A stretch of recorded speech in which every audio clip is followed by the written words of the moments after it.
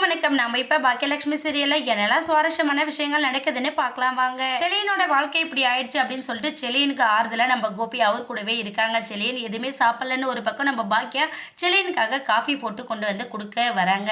ஆனா செலியன் மெய் மறந்து தூங்கிட்டு இருந்த விஷயத்த நம்ம கோபி சொன்னதும், சரி நான் காஃபி ரிட்டர்ன் எடுத்துட்டு போயிடுறேன் அப்படிங்கிற மாதிரி பாக்கியா காப்பி எடுத்துட்டு திரும்ப கோபியும் குழந்தைக்கு பக்கபலமாக தானே இருந்திருக்காரு அப்படிங்கிற ஒரு நினைப்போட அந்த காப்பி எப்படி நம்ம திருப்பி எடுத்துகிட்டு போகிறதுன்னு யோசிச்சு நம்ம கோபி கிட்ட காஃபி கொடுத்துறாங்க.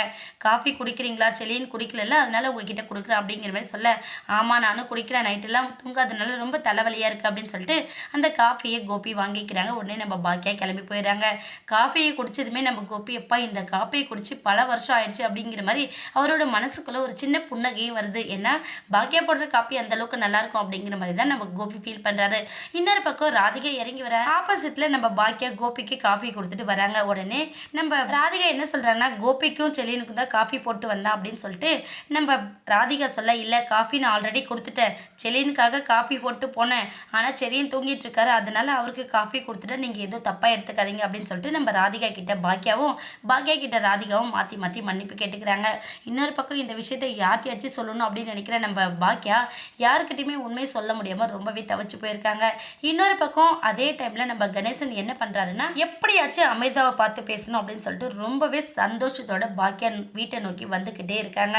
அந்த டைம்ல பாக்கியா என்ன பண்ணாங்கன்னா, எப்படியாச்சும் எழில இந்த வீட்டை விட்டு இப்பவே அனுப்பி ஆகணும், இல்லைன்னா கணேசன் வந்துட்டா எல்லாருக்கும் உண்மை தெரிஞ்சிடும், அதை எல்லாரும் எப்படி எடுத்துப்பாங்களோ தெரியல அப்படின்னு சொல்லிட்டு எழில சத்தம் போட்டு கத்திக்கிட்டாங்க. டே எழில் வாடா, உடனே வா, நீ ஆஃபீஸ்க்குலாம் அப்புறம் போய்ப்ப, அமிர்தாவை கூட்டி நீ கோயிலுக்கு போயிட்டு வா, எனக்கு கோயிலுக்கு வர வேண்டிய வேண்டுதல் இருந்தது, அதனால் நீ அமிர்தாவை போயிட்டு வாங்க அப்படின்னு சொல்லிட்டு நம்ம பாக்கியா அவங்கள வெளியே துரத்துறதுலேயே குறியா இருக்காங்க. அந்த டைம்ல நம்ம தாத்தா வந்து, என்னாச்சுமா பாக்கியா, வேண்டுதல் உன்னோடதா இருந்தால் நீ தானே கோயிலுக்கு போகணும், ஏன் அவங்கள அவசரப்படுத்துற அப்படிங்கிற மாதிரி நம்ம தாத்தா கேட்க, இல்லை மாமா எனக்கு வேண்டுதல் இருந்துச்சு, இப்போ என்னால் போக முடியாது, அதனால அவங்க 2 பேரும் போகட்டும் அப்படின்னு சொல்லிட்டு அவங்க 2 பேரும் வீட்டை விட்டு துரத்தி விட்டுறாங்க.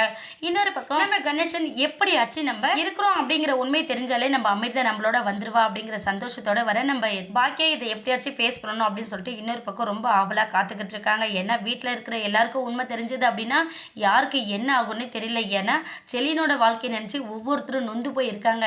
இந்த சமயத்தில் எழிலோட வாழ்க்கையில் இவ்வளோ பெரிய பூகம்பம் வந்திருக்கு அப்படின்னா அதை யாராலையும் தாங்கிக்க முடியாது அப்படிங்கிற அளவுக்கு நம்ம பாக்கியா ரொம்ப வருத்தத்தோடு இருக்கிறாங்க. பாக்கியா இருக்கிற பதற்றத்தை பார்த்த நம்ம தாத்தா என்ன பண்ணனா, பாக்கியா என்னாச்சுமா, ஏதாச்சும் பிரச்சனையா, எதுவாக இருந்தாலும் சொல்லு அப்படின்னு சொல்லிட்டு நம்ம பாக்கியா கிட்ட கேட்குறாங்க. பாக்கியா உண்மையை சொல்லிட்டு கூடிய சீக்கிரம் இந்த பிரச்சனைக்கு ஒரு ஃபுல் ஸ்டாப் வச்சாங்க அப்படின்னா ரொம்பவே சுவாரஸ்யமாக இருக்கும். ஏன்னா பாக்கியா அவங்களோட வாழ்க்கையில் என்ன நடக்க போகுது அப்படிங்கிற அளவுக்கு ரொம்பவே பயந்து போய் இருக்காங்க. என்னாக போகுதுன்னு வெயிட் பண்ணி பார்க்கலாம். இந்த வீடியோ உங்களுக்கு பிடிச்சிருந்தா மறக்காமல் நம்ம சேனலை சப்ஸ்கிரைப் பண்ணுங்கள். தேங்க்யூ.